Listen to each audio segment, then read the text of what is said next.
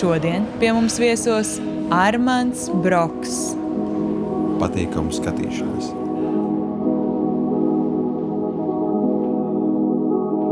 Pirms svarīgām kaut kādām tikšanām vai kaut kur jāuzstājas, labāk ēdienu tā kā vajag izlaist. Pirms sievai pateikt, ka buču iedot un pateikt, ka es tevi mīlu, es apstos orindatu. Iespējams, ka meditācijas skolā es iemācījos vairāk nekā bakalauru mācoties kaut kādā Palestīnā universitātē. Ieintriģēji. Tas kā labākais terapeits ir tava dienas grāmata. Viņi maksā kaut kāds 4 eiro. Diezgan stilīgs maksā 4 eiro. Tu redzēsi, man liekas, ka labāk, ka tu tā var būt. Tā tur jābūt, stiprinājums. Labi. Es nav to, starp citu, rakstu tā kā jautājums, kas jāuzraksta, kad mans 45 podcastu pieredze, kad es rakstu, var sakot, kad ir 10 lietas, ko es gribu izrunāt, un ka katrai lietai ir tikai viens vārds. Un tad es varu ik pa brīdim, kā atbildi, ieskatīties, jo jautājums tu nekad dzīvē neizlasīs, bet tas viens vārds tev aizved uz to tā kā tēmu lielo. Sākam. Sveiks, Armand. Čau. Čau, kas čau. jāsaka par labdienu vai labvakar? Kaut kas pa vidu, Sveiks. ne? Čau. Čau. Mēs tevi šodien īstenībā iztaujāsim droši vien par jautājumiem, par kuriem parasti tu neesi pieredzis runāt. Par veselību, mazlietiņ par tavām domām. Pieķēru vienu frāzi no tevis, ko tu minēji, un gribēju tev uzreiz pajautāt, kā tas izpaužās tavā ikdienā. Tu teici, ka bez ēdiena labā galva strādā. Kas tas ir pa brīnumu, tu neēd? Pirms svarīgām kaut kādām tikšanām vai kaut kur jāuzstājas, labāk ēdienu tā kā vajag izlaist. Bet es baigi daudz īstenībā ar to eksperimentēju, jo principā droši vien kaut es esmu kaut kādu bišķi ar to apsēsts, jo man katra diena sākās ar to, ka es uzkāpu uz svariem. Tad tā kā jāpačē kaut kāda situācija. Un tad, es principā eksperimentēju, un pēdējais, ko es atklāju, ka es jūtos vislabāk, ir principā, kad mēģināt piefiksēt, ka tu īstenībā gribi ēst un neēst tad, nevis tad, kad jau tu tur sarunāts brokastis pusdienas vakariņas, tu tā kā pienāk un pēc tur bieži ēd, un šeit tad man ir sarunāts 2 brokastis, un šeit tad 2 pusdienas, 2 vakariņas. Ja tu tā kā visu laiku ēdīsi, tur nekas labs nebūs. Tāpēc man liekas, ka tā klātesamība un latviski sakot, tas mindfulness ir baigi svarīgs, kad vai tu īstenībā gribi ēst. Un es pēdējā laikā piefiksēju, ka, piemēram, no rīta pamostoties, es maz ēst negribu. Līdz ar to tad es cenšos no rīta neēst, un tad jau attiecīgi, ja tās ir 2 ēdienreizes, tad tu jūties baigi foršāk, jo tu to dod ķermenim iespēju tikt galā ar to, ko tu iepriekšējā dienā esi tur apēdis. Tu esi mēģinājis vienu? Es esmu mēģinājis, kaut kā tas strādā, bet 2 ir kaut kā dabiskāk. 2 man ir kaut kā dabiskāk, un tad nav nekādas ciešanas, un tu tā kā dari to, ko tev ķermenis vēlās. Es zinu, ka fastings ir labākā lieta, un, ja es nemaldos, tad ir par pēdējo pat Nobel Prize dabūju zinātnieks, kas atklāja to, ka, ja tu nē, tas ir labākais, ko tu vari darīt, jo tavs ķermenis apēd visas sliktās šūnas, kas ir tavā organismā. Tāpēc, zinot to, es tagad, ka man ir iespēja neēst, tā kā mēģinu neēst. Labi, es tad uzreiz arī gribētu uzzināt mazliet detalizētāk, kāda ir tava rīta rutīna? Tu piecelies... Rīta rutīna. Kaut kāda essentials. Pirmais, ko es no rīta apstos, ir orindati. Pirmais, pirms sievai pateikt, ka buču iedot un pateikt, ka es tevi mīlu, es apstos orindatus. Tā kā, principā, kaut kas par svarīgāks par sievu. Ja es jūtos ok un es esmu labā vietā un kaut kur man nav jāskrien, tad tradicionāli tā būtu 25 minūšu meditācija. Cikos celies? Kaut kur ap 6 es ceļos. Ar vai bez modinātāja? Bez modinātāja manā vecumā. Jā, kaut kur 5:36 ceļos, tad ir meditācija. Es esmu izmācījies par meditācijas skolotāju un visiem iesaku, jo iespējams, ka meditācijas skolā es iemācījos vairāk nekā bakalauru mācoties kaut kādā Palestīnā universitātē. Kur tu mācījies? Es mācījos pie tāda Lasāla kontemplācijas skola, tā ir Šveices skola. Un tad mums ir paveicies, ka Latvijā ir filiāli, kuru vadā Juris Rubens kopā ar vienu puiši no Šveices. Un tad, reizi 4 gados tur var pieteikties, un 4 gadus tur ir jāmācās. Un tā kā, ja jums tur izdosies tikt, tur nav nemaz tik viegli tikt, bet ja tur izdevās tikt, tad es garantēju, ka tie būs 4 gadi, kas būs vērtīgāki nekā to, ko jūs esat mācījušies parastajās skolās. Ieintriģēji. Vārds sakot, sāku es ar meditāciju. Tā ir baigi svarīgā daļa, jo tajā mirklī notiek tā kaut kādā latviski sajūt lejuplāde. Tā lejuplāde ļoti vienkārši. Viss, kas tev jādara, jāsēž, un jāseko līdz elpai, un tas viss, kam ir jāatnāk, tas atnāk. Un ja tu sāc dienu šādi, ar šo maksimālo koncentrāciju un vērības koncentrāciju un saproti, kas tev jāizdara, tad tu jau esi kaut kādā frekvencē, kur principā tev ir daudz grūtāk ir izsist no līdzsvara. Bet ja tu pamodies, tur visur kavēs, skrien dušā, tur kaut kur nesies, tā kā tu jau esi frekvencē, kur jebkāds mazākais triggers tev izsitīs no līdzsvara un tu uz visiem sabļaus, sabojās attiecības un es tur esmu bijis daudzas reizes, tāpēc. Bet tāpēc tā ir tā kā baigi svarīgā daļa. Un tie, kam nav tās 25 minūtes, tiem to vajag visvairāk. Un tas arī es arī baigi piefiksēju ar te Oura ringu, kad es esmu tajā limited, kad jau tur, jūs zinat, ir tā sadaļa, kad ir limited, solid, adequate, excellent. Ja? Un kad es esmu tā kā jau tajā limited, tad man tā kā reāli nav pacietības tās 25 minūtes sēdēt. Bet tā, kad ja tu esi labā vietā un tev ir pacietība viņa sēdēt, tur arī tā visa diena ir ļoti, ļoti produktīva un efektīva. Bet tev nešķiet dažreiz, ka šīs tehnoloģijas bišķiņi arī tevi iespaido un vada mazliet, jo es sevi personīgi esmu piefiksējusi, ka man dažreiz Oura Ring rāda, ka tev ir bijis slikts miegs, tev šodien ir jābūt bišķiņi mierīgākai pret sevi. Bet es jūtos full of energy un gatavi iet un gāzt tavā vecumā tā var gadīties. Tavā vecumā tā var gadīties, bet man ļoti bieži tas tomēr korelē. Tad ir augsts hārtreits visu nakti, to es vēlu. Tas man, starp citu, palīdzēs tikt vispār vaļā no alkohola, jo tā viena glāze, kas tev liekas sociāla norma, tev sabojā visu tavu miegu. Viena glāze. Un tu domā, vai es kaut ko no tās glāzes ieguvu? Īsti nē, bet es sabojāju sev nedaudz nākamās dienas to tīro prātu. Tad vai tas bija tā vērts? Nē, tad alkohols es vispār atteicies. Jā, tāpēc tomēr manā vecumā jau tas tomēr, ja tas rāda, ka tu tur visu pusnakti cīnījies ar ēdienu, tas bija tāpēc, ka tu vēlu ēdi. Jā, tāpēc es redzu tur korelāciju. Izskanēja pāris reizes vārds vecums. Mans vecums tās. Tātad tas ir kaut kas, ko es nevaru. Acīm redzot, man ar uz to ir fokus. Jā. Man ir jautājums par... Tad ir šie 5 no rīta, 5:30. Es pieļauju, ka viņi nesākas 5:30, viņi kaut kad sāks iepriekšējā dienā, un iepriekšējā diena sākus vēl pirms vairākām dienām, tad ir kaut kādā brīdī tas sākās, vai tas tev vienmēr ir bijis 5:30? Tas, protams, ir saistīts arī ar bērniem, jo, ja tev ir mazi bērni mājās, tad, kas man ir vairāki, tad tu arī nedaudz pielāgojies, tad tu laicīgāk viņus liec gulēt, tu viņus noliec gulēt, un tad tu pats laicīgāk gulēt, un tad tas viss cikls. Tā kā bišķiņi arī pārējie ģimenes locekļi ietekmē. Ok, 10 gadus atpakaļ bija tāpat? Nē, tas man bija noteikti jāceļās ar kaut kādiem modinātājiem. Tas ir kaut kādi pēdējie, 5 gadi, kaut kas tāds, bet arī... Ja tu nelieto alkoholu un vēlu nēd, tev ķermenim vajag mazāk bišķiņu laiku, lai atkoptos. Ja tu tā kā neuzliec to stresu uz ķermeni, viņam tiešām vajag mazāk laiku, viņš pamostās pats un jūtās labi. Pastāv iespēja, ka ēšana alkohols agrāk ir bijis kaut kādā tādā izteiktā lielumā vai kaut kādu vietu ieņēma. Jā, tas noteikti bija daudz vairāk. Jā. Tie sociālie normas un alkohols... Jā, ja tu esi kaut kāds sociāls cilvēks un tev tur viss kaut kur aicina, un tad tur tas viss laiku ir klātesošs. Tā ir kaut kāda norma. Un tad ir visticamāk, es pieļauju, ka varētu būt diezgan klasisks jautājums tiem, kas tur nav nonākuši. Vai tur var nonākt ātrāk, kā tur var nonākt? Un kas ir tev bijis šis kaut kāds varbūt īpaši labvēlīgi apstākļi vai tavas tev vērtīgās izvēles, kas ir palīdzējis, ja tā ir bijusi apzināta izvēle nonākt šajā vietā, kur tu bez glāzes gulēt un kur tev Oura ringi rādījumi ir labāki. Kas ir bijušas šīs izvēles, kas varbūt adaptējums kādam citam vēl? Man liekas, ka baigi tā klātesamība ir vispār visa pamatā. Ja tu esi klātesošs, tad tu pa dienu redzi, cik tev ir skaidrs prāts un kā tu vari pieņemt lēmumus un cik tu ātri redzi visam cauri. Parasti nāk tur viens, mēs tur tiekam galā, bet ja tas ir vilciens ar vagoniem, kas tev nāk, tur 3., 4. vagons, un ja tu jau uzsprāgst pēc 1., 2., 3., jūs to spēji pamanīt.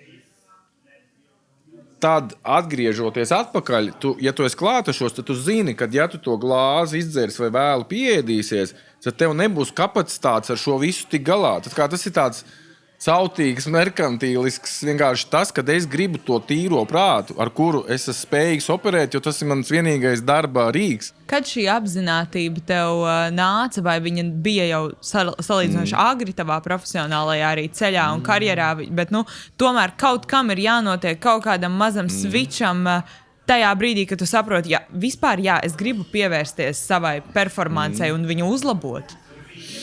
Tas pat varbūt nebija tik ļoti kaut kā saistīts ar performanci. Es aizgāju to meditācijas un kaut kādu garīgo ceļu drīzāk tad, kad es meklēju kaut kādas atbildes uz lielākiem jautājumiem. Kad es biju pavisam maziņš, es domāju, jānopelna daudz naudas, un tad, kad vairs par to nebūs jādomā, tad es jutīšos riktīgi laimīgs. Normāls plāns. Pilnīgi absolūti. Normāls plāns. Un tad es viņu kaut kad sasniedzu tur. Ap gadiem, whatever, nezinu, 30. Es tā kā kaut kā baigi labi nejūtos. Nebija baigi forši. Es aizbraucu uz kaut kādu māju. Es atceros, man liekas, to ziemu dzīvoju kaut kur Balī. Es tur sērfoju, kaut ko. Var sakot, īsti es tur laimi neatradu. Tad var sakot, saprotu, ka tā laime jau ir no tās darīšanas, ka procesus, ka tu veido, tos biznesus, attiec tos cilvēkus, ka risini tās problēmas. Tas ir tā interesantā dzīves daļa. Un ja tev kaut kā tas izdodās un kaut ko tu no tā nopelni, vēl labāk. Bet tas, ka nevis tas gala punkts, kur ir tā nauda, bet viss tas brauciens, kas ir tas sarežģītais, ko tu risini, tā ir tā dzīve. Nekā cita nav. Lūk, un to es biju sapratis, bet tāpatās to kaut kādu ultimātu, kā justies labi un kā to ir izcinājuši cilvēki pirms mums un pirms manis. Tad man bija svarīgi saprast šo garīgo ceļu, un tad es mēģināju saprast, kas ir tie kaut kādi garīgie līderi, un tad es atradu Jūru Rubeni, un tad es sapratu, ka tas noteikti ir kaut kāds džeks, kurā ir vērts ieklausīties, un tad 4 gadriņi kopā. Un es esmu godīgi bēdīgs, ka tas ir beidzies. Es ceru, ka kaut kādā veidā es to turpināšu, bet principā jau tā ikdienas rutīna, kad tu tās 25 minūtes tomēr sēdi uz tā paklājiņa, tā ir tā svarīgākā daļa. Jo mēdz būt arī neumulīgi, nekomfortabli palikt ar sevi. Sākumā es teikšu godīgi, ka tā bija. Es atceros, kad man bija kaut kāda krīze, kad beidzās man pirmā laulība, un tad bija kaut kādas laiki, kad es biju mājās viens, un tas bija super nekomfortabli. Es nekad nebiju bijis viens mājās, un tad man bija jāsāk ar sevi kaut kā sadzīvot. Tas var būt tā, ka tu gribi jebkam piezvanīt, ieslēgt televizoru, un kaut kā anything, Tu sāc meklēt validāciju nevis no ārējiem, ka tu nopirkši labāku mašīnu, labāku māju, tad viss man mīlēs, šitais virziens. Bet, kad tu sāc meklēt to validāciju uz iekšu, ka tu esi tas klātesošais, cenams raksts dienas grāmatu, un tad tu, dienas grāmatā uzdod sev jautājumu, kas ir tas cilvēks, kuru es cienīšu vairāk, ja viņš darīs A, B, C. Un interesanti, kas ir tas, ko tu tur uzrakstīsi. Un tad, ja tev izdodas to izdarīt, kādas tad veidojas tev attiecības ar sevi. Tur ir konflikts tajā, ko tu uzraksti, un tajā, ko tu dari. Es nevaru teikt, ka tur ir konflikts, bet veidojas pavisam cita kaut kāds tas matriks, kā darbojas esošā pasaule. Esošā pasaule meklē validāciju no āras, kur tas ir forever ritens, tur nekad to nesasniegs. Bet tu maini to matriksu un tu skaties iekšējo validāciju, tās ir kaut kādas pavisam jaunas attiecības ar sevi. Vai ir vēl kaut kādas prakses, ko tu veic ikdienā, par kurām tu iespējams nerunā, bet viņas tev reāli palīdz gan profesionālajā, gan privātajā dzīvē? Droši vien, kad var pieminēt to pašu dienas grāmatu, jo tur jau tā nav tikai dienas grāmata, tur ir 3 sadaļas. Principā tas labākais psihoterapeits, kas tev nemaksā neko, ar kuru tu vari būt super atklāts. Jo tomēr, ja tas pat ir terapeits, tomēr tu kā tas jautājums, lai izklausītos viņam ok, kā viņš atbildē, tas nav 100%, bet dienas grāmatā tas var būt tik atklāts kā ne ar vienu. Ja kāds izlasīs, ko darīt. Bet man tā praksa dienas grāmata ir tāda, es katru dienu cenšos darīt 3 lietas. Pirmais, es piefiksēju, kas ir bijuši tie sapņi man šonakt. Tas ir arī kaut kāds, iedomājieties, katru nakti mēs 8 stundas sapņojam, un mēs izliekamies, ka tā nav. Tas kā trešdaļa dzīves, To arī principā jāņem vērā. Tāpēc es pat pēdējā laikā sācu tos sapņus mākslīgiem intelektam stāstīt, un viņš saka, ko viņš nozīmē, baigi interesanti iesaka. Ja neesmu mēģinājuši, reāli interesanti. Tā kā, tas nozīmē šito, es tā kā liels fans tam esmu. Tā kā pirmais ir sapņi, jo viņi bieži, kad tu viņus piefiksē, tas viss kaut kā savalkās kopā. Pirmais es pierakstu sapņus, otrais es mēģinu uzrakstīt, kā es jūtos un kas man šobrīd ir svarīgi, nu tā kā vispār tāds, jo tā ir arī baigi svarīgā daļa. Ja tu uzliec uz papīra to, kā tu jūties, tad arī anxiety līmenis tā kā nenormāli samazinās. Jo tas tā kā kaut kā ir uzrakstīts, nevis tā kā tas sēž tev iekšā, tas tev arī atbrīvo telpu tavā galvā. Tas ir 2. Un trešais ir, kas ir svarīgs, tā kā, ko es katru dienu mēģinu uzrakstīt, kas man šodien jāizdara, lai šī diena skaitītos. It kā vienkārši stāsts, bet nav nemaz tik vienkārši. Un tad tu mēģini saprast, kas ir tie kaut kādi, nezinu, akmentiņi, kurus tu gribi panest uz priekšu, lai kaut kas tā kā ir attīstījies. Jā, tā kā tas ir tāds... Tas notiek ar roku? Jā, es mēģinu rakstīt, diemžēl, ar roku. Tā kā forši droši vien digitāli, bet man kaut kā tas process, ka es no rīta tā kā... Man liekas, man arī smadzenes strādā vislabāk no rīta, kad es esmu pamodies, uztaisījis pirmo kafiju, es viņu dzeru, man ir 100%, tur es esmu super atpūties, un kafiju vēl tomēr stimulē smadzenes, lai viņi strādā vēl labāk. Un tās, man liekas, 10 minūtes, 20, kad mans prāts strādā vislabāk. Un tad es mēģinu tā kā sarakstīt, kā es jūtos, kā man iet un kas man jāizdara. Jo tad arī, atkal jau kādos merkantīlos nolūkos. Okay, tur pamatā tiks jautāt, dominē biznesa vai jebkas? Tur ir jebkas, pirmkārt sapņi tur, gandrīz nekad pa biznesu es neesmu sapņojis. Nekad dzīvē es neesmu sapņojis pa biznesu. Nekad. Never.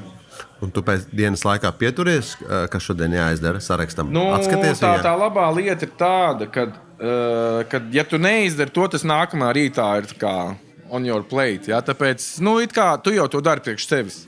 Es arī bieži mēģinu saprast, kas ir tās lietas, un ar tām arī es sāku, lai tas kaut kur nepazūd. Un no tādas fiziskās veselības, varbūt biohackinga puses, ko tu ēd, ko tu ko tu patērē, vai tas tev arī ir svarīgi, vai tomēr nē, pilnīgi jebkas, ko gribās, galvenais tad, kad gribās. Es baigi grēkoju ar ūdeni, droši vien tas ir kaut kāds, kas man jādzer vairāk, bet tur es tā kā grēkoju, to es tā kā apzinos, jo es vienkārši kaut kur visu laiku busy, bet ar to es zinu, ka es grēkoju, tur man vajadzētu pieskatīt vairāk. Bet ko es ēdu un ko es neēdu? Es cenšos neēst normālā stāvoklī. Protams, ir kaut kāda breakdown, kad man viss tur, izbesīja, ir bijis kaut kāda sliktākā diena. Es vienkārši pasūtīju kaut kādu molberdu saldējumu, to burciņu un visu izēst, un tā kā man vienkārši vienalga. Tā kā tas ir ok, bet normālā dienā es neēdu saldumus, es neēdu miltu produktus, es neēdu piena produktus. Kas vēl paliek? Maize. Miltī, maize, makaroni, tas viss ir out, jā. Ogļhidrātus tā kā cenšos ne pārāk daudz, jā, tā kā kaut kādas griķus un dārzeņus un proteīnus, jā, bet visu pārējo tā kā cenšos, nē. Bet tu tur nelieto kaut kādas aplikācijas vai īpašas kaloriju skaitīšanas rīkus? Nē, principā, ja tu neēd ogļhidrātus, cukurus un piena produktus, tev nekas nav jāskaita, jo ķermenis paņems tik, cik vajag. Proteīnu tu varēsi, cik tu gribi, un dārzeņus tu varēsi, cik tu gribi. It's okay. Tā nav problēma. Problēma ir, ka tu sāc tās nepareizās lietas. Tu sporto? Jā, tev tas ir svarīgi. Kustība. Kā kustība ienāk tavā ikdienā un kā tu tam atrod laiku? Tātad man patīk spēlēt hokeju un daļ tā es gatavs darīt visu kaut ko. Jā, tad attiecīgi lai to hokeju 3 reizes nedēļā spēlētu caur vienu dienu, jo tu paspēji atjaunoties. Tad man vismaz reizi nedēļā ir jāskrien stundu. Un tad, lai to darītu, man arī katru rītu ir jātrenē vēl viss pārējais ķermenis. Principā es esmu mājās uzbūvējis tā kā mini zāli, kur es varu taisīt vingrinājumus, lai tas viss ķermenis turās kopā un es varētu tā kā to sportu darīt. Tā kā es arī esmu par to domājis, vai es to visu darītu, ja man nebūtu hokejs daļa, kā es to daru. Jā, tas ir kā vēl liels jautājums, jo es tur nezinu, tur lieldienās, tur reiz skriet uz mēžu, tur to, šito. Jo man ir tas sports, kur es tā kā riktīgi mīlu, un tāpēc es to daru. Vasarā nāk klāt visādi golfi un kiteboards un tādas lietas, bet es tos baigi pa sportiem neuzskatu laikam. Tas hokejs gan ir kaut kas tāds, kas, ja es kādreiz dzīvē nedzīvošu Latvijā, man baigi pietrūks. Okay. Man gribējās pavaicāt, un gribu joprojām par uzturu bagātinātājiem. Labi. Vai tev ir kāds protokols, lists, saraksts, cik gadus, kas ir tie, kas ir absolūtie līderi, noturīgie, un kas ir tie, kas mainās? Var sakot, es cenšos reizi 3 līdz 6 mēnešos, atkarībā no cik es tur esmu. Cik es to atceros izdarīt, mēģinu nodot analīzi un apsīties, kas strādā, kas nestrādā. Un tad to, ko es tā kā baigi tiešām lietoju, ir, kas eja gulēt, ir magnīs, kas ir glicīns, nevis otrs. Un, magnīs, un tad bija kā sauc to otru lietu, kas ir glicīns. Magnīs bisglicināts vai glicināts? Viņi ir glicīns, tie ir ejot gulēt. Un tā pa dienu es cenšos, kas ir interesanti, ko es vispār uzzināju pavisam nesen, ka es dzēru no rīta tos visus vitamīnus, un tad iedzēru kafiju, un tad es kaut kad izlasīju, ka tu iedzer kafiju, tu gandrīz iznīcini visu, ko tur iedzēru. To es salabojos, bet... Ko tu dari? Attiecīgi, tu kafiju... Es cenšos, es tad mēģinu pēc pusdienām vai kaut kad es nedzeru no rīta, lai nav ar kafiju kopā, jo tad tas viss tur kaut kur neutralizējās. Lūk, es dzeru katru dienu omegu, jo tas pirmkārt samazina holesterīnu, otrkārt arī palīdz smadzeņu darbībai. Tas ir kaut kas tāds svarīgs. Tad es dzeru D vitamīnu visu gadu arī vasarā, jo viņš ir augstāk, jo mums tur kā viss daudz labāk darbojās.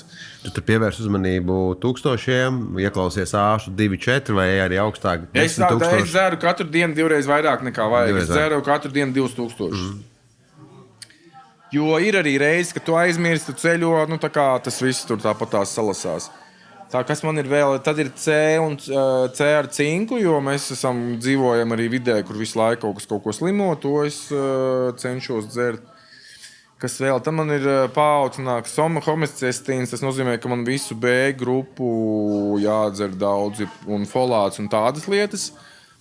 Kas vēl ļauj man padomāt, vai ir kaut kas, ko es nepieminēju. Kurkums es cenšos, jo viņš arī samazina kaut kādu iekaisumu marķierus, tā kā to es cenšos dzert. Vai ir kaut kas vēl? Plus mīnus tie ir droši vien tādi bāzes, varbūt es kaut ko aizmirsu, bet tie ir kaut kādi tādi. Tas nav mans viedoklis, bet ir ārsti, kuri apgalvo, ka tomēr tas viss ir absolūti lieki, un tas ir tāds placebo efekts. Un veselam cilvēkam, kurš uzņem pietiekami pilnvērtīgu uzturu, tas nav absolūti nepieciešams. Kā tu argumentētu pret un kāpēc tu tomēr lieto? Lai tas dakteris pamēģina pusgadu nedzert to D vitamīnu, un tad lai apstāst tos rezultātus saviem. Okay. Bet, labi, tas ir par D vitamīnu, to var viegli pierādīt, jo mēs dzīvojam, man liekas, tikai 7% pasaules ir mazāk saules nekā Latvijā. Es zināju, bet es tikai joprojām zinu, ka mums ir maz un skaidrs, ka mēs šeit tā runā īpaši nevaram pārdozēt. Un vispār runā, ka ļoti praktiski viss runā par pārdozēšanu D vitamīnu un īstu keisu pārdozēšanas D vitamīnu pārdozēšanas gadījumu praktiski nav. Līdz ar to var runāt par 10, 20 līdz 40 tūkstoši terapeitiski. Tā kā D vitamīns noteikti liekas ir kaut kas, ko uz urā un lūdzu visiem. Ir tīpaši latvieši var...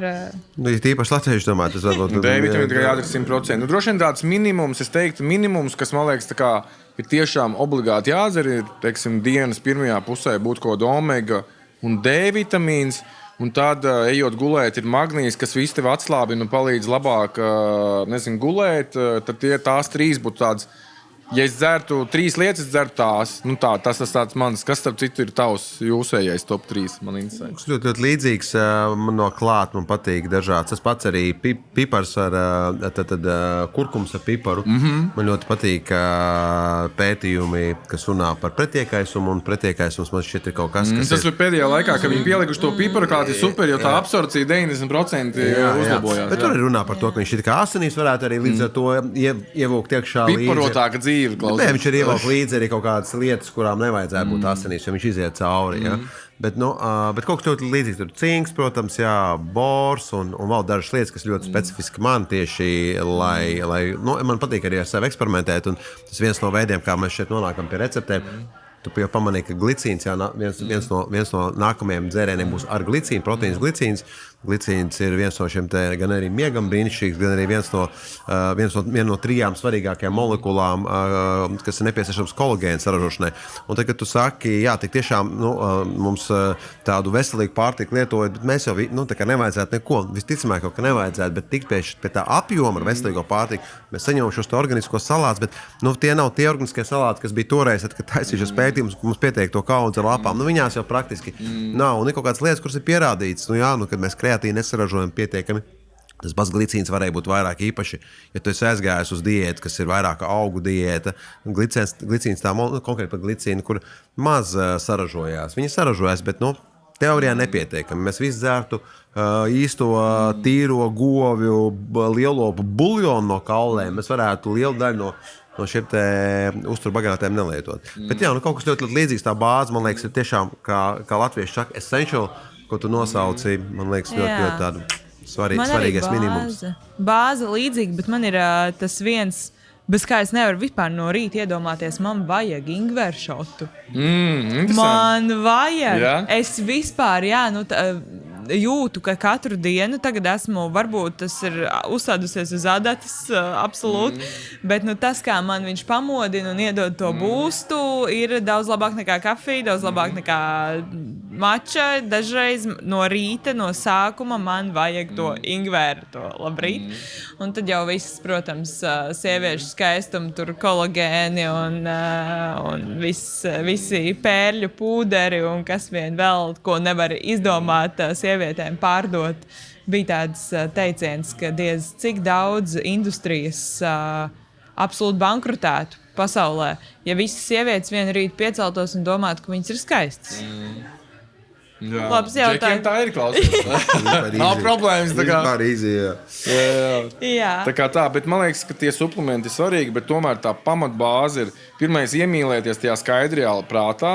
Jā, ja tu tajā iemīlies, tad tu tā kā sāc ēst labi, tu laicīgi ej gulēt, un tu arī tad, tā kā saproti, ka tās 3 reizes nedēļā jāpasporto, un ja tu kaut vai tās 3 dari, un tev ir tas skaidrais prāts, un tā kā ar to jau daudz ko var izdarīt. Vai tev ir kāds konkrēts recepte, kā iemīlēties, nezinot, kas tas ir, dzirdot no Armanda, kad ir tāda iespēja, tur kaut kas labs ir tajā alkohola nelietošanā, kaut kas tur tāds. Vai tev ir kāda viena recepte, kur tā kā, šī ir iespēja iepazīt to stāvokli? Svarīgi ir tā meditācija. Var sakot, tā apzinātība, jo ja tu izej cauri dienai visu laiku kaut kādā emocijā vai kaut kur, pagātnē vai nākotnē, kas man jāizdara, ja tu neesi klātesošs, tu nemaz nevar piefiksēt.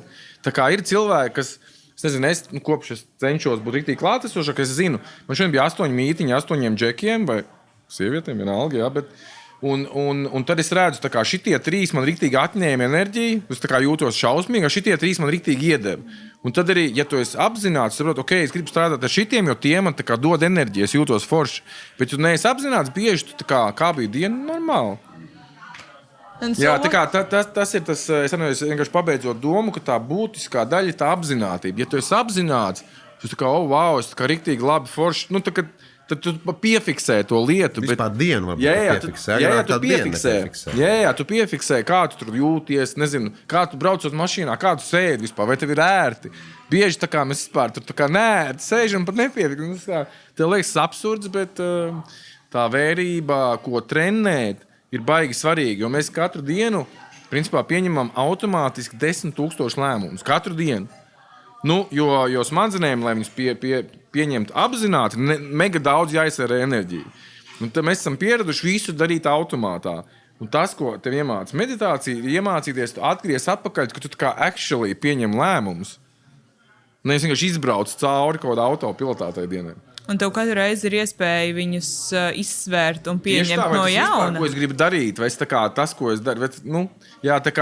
Tā atbilde ir būt apzinātam. Ja tu esi apzināts, ja tu vari piefiksēt, vai tev galva strādā, vai tev nestrādā, vai tu vienkārši tā kā slaido cauri tai dienai. Kas arī varbūt dažreiz ir pilnīgi ok, dot to vienu molbertu krūzīti un izslaidot cauri. Okay. Es varu ieteikt dažus labus garšus. Taču tomēr man šķiet, ka sajust rīta stāvokli, kur tu pamosties gultā un apzināti, tu esi klātesošs ar savu ķermeni un tā, forši, ir forši ķermenī, forši gulēt, ir kājas, pirksti. Tāda Tas var būt pāris sekundes.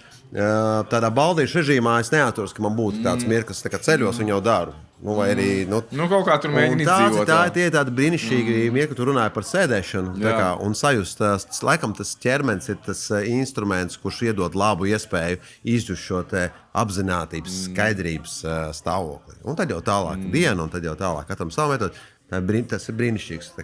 Kādam, kas sāk, kas nolēma varbūt samazināt alkoholu, iesaku izbaudīt šo stāvokli. Piemēram, par to pašu meditāciju. Kad es atceros, kad tā meditācijas skolas ietvaros, tev reizi gadā jābrauc to klusumu nedēļu.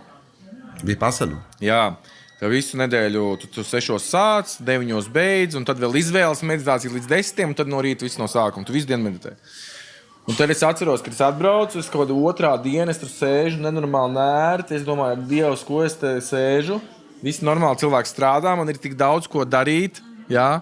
Es te sēžu kaut ko, sā paklājiņu kaut ko.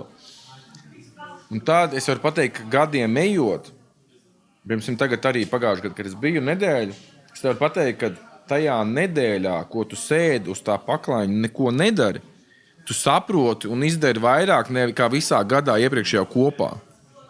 Lai tas cik izklausītos jocīgi, jo tev iekšā tu sēdi tajā klusumā un mierā, un tev viss tā kā tik ļoti tā kā nosēžās. Iedomājies tas blenderis, kur viss tur iekšā, tur visās krāsās, tur viss tam nosēžās. Tu visam redzi cauri, un tev viss pilnīgi skaidrs ir. Tu tā kā, šito lēmumu, ko es sen nevarēju pieņemt, jādara šitā. Šitais, kas man tur tracina, īstenībā tur varbūt ir Var sakot, tu visu dzīvi var sakārtot vienā nedēļā, vienkārši klusumā, ne ar vienu nerunājot un sēžot un meditējot. Visu savu dzīvi var sakārtot vienas nedēļas laikā, kur pirms tām tev tā kā, tev liekas, ka tur pilnīgs hauss ir. Tāpēc mums liekas, ka tam nav laika, bet tas ir vienīgais, kam ir jāatrod laiks. Tā kā viss ir tā bišķiņa otrādā. Tev ir arī savs terapeits? Man īsti nav savs terapeits, ja godīgi. Man ir bijuši daudz un labi, un šeit es esmu pat tā kā 2 dažādas skolas gājis paralēli, ka viens saka, jādara šitā, viens tā, un tā kā es skatos, kādas dzīvē der. Bet, ja godīgi, kopš es sāku rakstīt dienas grāmatu, un es sev atklāti varu jautāt, kā man iet, un es tur arī atbildu, un tad es uz tā varu reflektēt. Jo, principā, kāpēc mēs ejam pie terapeita? Ja? Mēs jau ejam tur darīt to, ko mēs darām, principā, rakstot dienas grāmatu. Mums tā kā jāatbild ir uz kaut kādiem jautājumiem. Protams, ja tev varbūt tā pieredze nav tik daudz, tad tas terapeits var uzdot precīzāku tev jautājumu, kuru tu pats sev neuzdod. Bet, ja tu bišķiņi sevi iepazins, tad tu jau tā kā zini, kas ir tas jautājums, uz kuru tev jāatbild. Tāpēc man liekas, tāda dienas grāmata ir labākais terapeita aizvietojums bez, 100 eiro stundā. Es nezinu, cik tas mūsdienās maksā, bet tas ir tavs ikdienas terapeits, ar kuru tu tā kā uzdod jautājumu, tu viņam atbild, un tu arī nevis to terapeitu tā kā paņem, kad ir jau tur beigas, un tu nezini, ko dzīvē iesākt. Bet tev ir tas terapeits katru dienu, un rakstot šo dienas grāmatu 365 dienas gadā, tu sevi iepazīsti daudz labāk, jo tu redzi šos patērnus. Tu paņem kaut ko atpakaļ, palasi, domā, Dievs, es. Nu, tā kā tas ir, jo mēs jau prāts mums darbojās, ka katru dienu uzliekās jaunu lapiņu uz tā, kas tavā dzīvē bijis, un tu jau pēc mēneša savu spilgtāko pieredzi aizmirsti. Ja tu to nepieraksti, mēs, diemžēl, tā kā nevaram visu paturēt prātā. Tāpēc man liekas, ka arī tāda sevis iepazīšanai tas ir tā kā super svarīgi. Tas kā labākais terapeits ir tava dienas grāmata. Viņi maksā kaut kāds, 4 eiro. Diezgan stilīgs maksā 4 eiro. Tas ir tas darbiņš, viņi rakstīt, bet tas ir... Es esmu bijis daudz pie terapeitiem. Viņi ir labi, bet man tā dienas grāmata ir labāks terapeits. Varbūt ir kaut kādas lietas, ko tu vēl ieteiktu cilvēkam, kurš klausās, un viņš nav... Vismaz viņa paša vērtējumā necik tālu tic šajā paša iepazīšanas ceļā, arī apzinātības ceļā. Viņam tas saldējums ir daudz biežāk nekā gribētos, un nekā arī viņam šķiet, ka viņam ir gribas spēks un varas savās rokās. Viss iet pēc tā patērna tik ļoti, un arī pēc tā dzīves ceļa, ka mums ir darbs 9 līdz 5, bet tomēr ir tā sajūta, ka tirdī vēlme pēc kaut kā vairāk un pēc labākas sevis versijas. Kas ir tie soļi, ar ko tu ieteiktu sākt tam cilvēkam, kurš šobrīd klausās un viņš gribētu līdzināties tev, apzinātam, garīgajā, fiziskajā, mentālajā veselībā iet to. Tāds vienkārši atbildi, kas droši vien tūkstotis vai miljonus reizes dzirdēt, ka droši vien baigi svarīgi ir apkārtas loks. Ja tev tie, 4 tavi draugi pīpē saltus, dzer alkoholu un, tur brauc ar BMW kaut kādos lielos ātrumos, tā kā 99%, kas tāpat darīs. Ja? Tad, man liekas, ka baigi, mēs esam baigi tāds baru cilvēks, un mēs tā kā baigi darām to, ko dara pārējie. Man liekas, ja var atrast, ja tu īsti neesi apmierināts ar to, kas tu esi, tev jāatrod kaut kāda tā grupiņa vai vismaz viens cilvēks, kas dara to, kā tu gribētu darīt, un tad jāmēģina mainīt tas patērns un tie draugi apkārt, jo viņi baigi mūs ietekmē. Tas piemērs, jāmeklē piemērs. Jāmeklē piemērs un tāds, kas tev patīk, un tad jāmēģina tādi cilvēki kaut kā sev turēt vairāk apkārt, jo tie tevi visdrīzāk izvilks ārpusē. Un attiecīgi, ja tu būsi ar kādiem cilvēkiem, kas tur lieto kokaīnu brīvi piekdienās, 99% viņi lietos vienkārši tā kā šitā. Tas kā tik vienkārši. Un vēl nezinu ko. Ja? Tāpēc tas ir baigi uzmanīgi. Ja? Jo šeit tas ir baigi lielā nozīme. Ja mums tur liekas, ka mēs paši visus pieņemam lēmumus un tā, bet ja mums apkārt tā cilvēki dara, mēs visu kaut ko arī esam spējīgi darīt. Man patīk ļoti, laikam, Ekartam Tolisam, kuri jautā, tur kaut viena diskusija, un viņam uzdod jautājumu par apzinātību un kā rīkoties, ja sieviete, cik es atceros par sevi, kā rīkoties, ja es saprotu, ka esmu neapzināti un tā, un kur tad man izēja. Un viņam brīnišķīgi, viņš atbild, ka tas, ka tu saproti, ka tu esi neapzināta, tā jau ir pirmā pazīme, kas apzināti. Man liekas, ka tā ir arī tāda labs signāls, ja cilvēks par uzdot šo jautājumu. Process ir sācies. Process ir sācies un seko, klausies. Un šis te, man šķiet arī šis te cilvēku loks, viņš kaut kādā brīdī var kalpot arī un darboties kā tie paši podkāsti un žurnāli un varbūt aiziet kādā vientulībā un grūto ceļu atteikties no šī sociālo, ko tu mini, man tiešām šķiet ārkārtīgi vērtīgi un brīnišķīgi, ka tu to tā arī skaļi pasaki. Jā, jo tu gribi izbaudīt jaunību, bet tu negribi, lai tā jaunība sabojā tev visu atlikušo dzīvi. Tā kā tur ir tāds baigais balans, kā būt tam stilīgajam un kas tur iet uz reiviem un tur tusē, un tad tu jau paliec par to, kas tikai to dara. Tā kā tur ir ļoti tāds slippery slope. Tavas attiecības ar psihedēliku medicīnu, džungļu medicīnu, ayahuaskām, kādām ceremonijām? Es droši vien esmu atbalstošs. Droši vien tas ir kaut kam, tas var būt pat daudz. Kaut kam ir kaut kādas, ģimenē, šizofrēnija vai kaut kādas tādas lietas, tas var to eskalēt. Jā, tāpēc tur jābūt ļoti uzmanīgiem ar to. Bet principā tas noteikti ir kaut kas, kas pat ir pierādīts, ka ir daudz veselīgāk nekā alkohols, un tas paplašina tavas kaut kādas spējas saprast, ko mēs te vispār esam ieradušies darīt uz šīs planētas. Tas noteikti kaut kas paplašina tavu redzesloku. Es dzirdēju, ka viena profesionāli vadīta, ārsta kontrolēta šāda psilocibīna pieredze vai kurs varbūt efektīvāks kā tur X gadu terapija ar vidēju efektivitāti.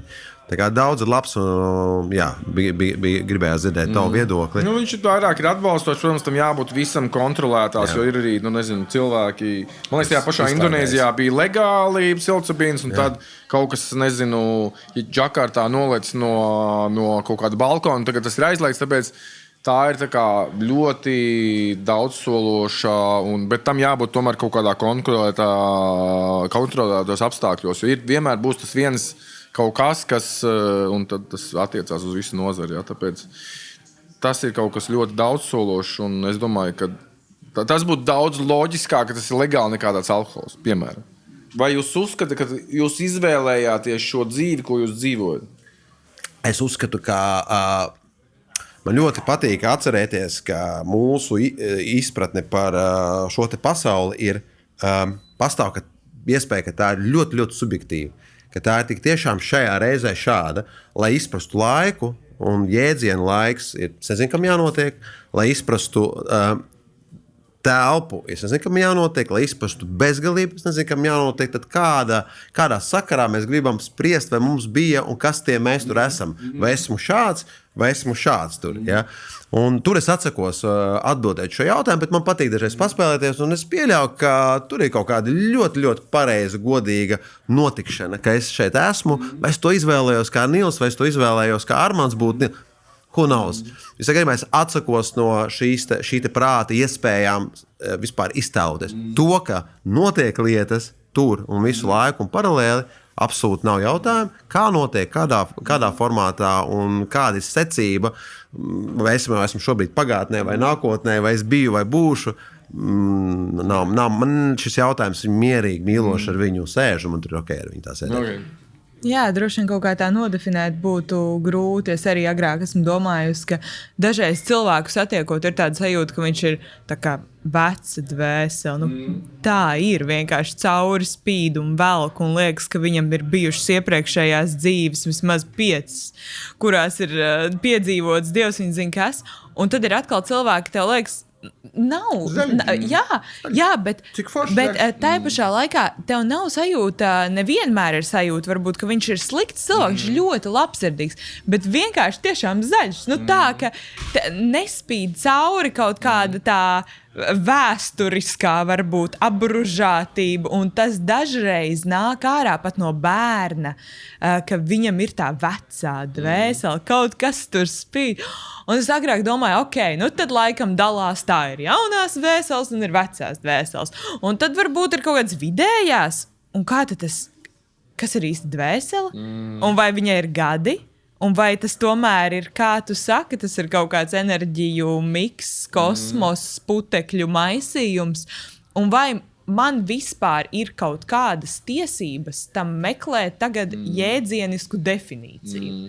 Un varbūt pat veselīgāk ir spēt ar sevi nonākt tajā stāvoklī, ka tu esi tiešām tajā mierā, ka tu ļauj būt tam, kam tu esi, kā tu vairākas reizes, manuprāt, precīzi iezīmēji to apzinātību, mirkļa būtību, jo, manuprāt, arī tas ir lielākais vispār luksus šobrīd dzīvē, kāds vien cilvēkam var būt. Tas, ka tu esi apzināts, ka tu apzinies šo brīdi, šo momentu, kurā tu atrodies, savu būtību, ka tu to mīli, ka tu ej un dari.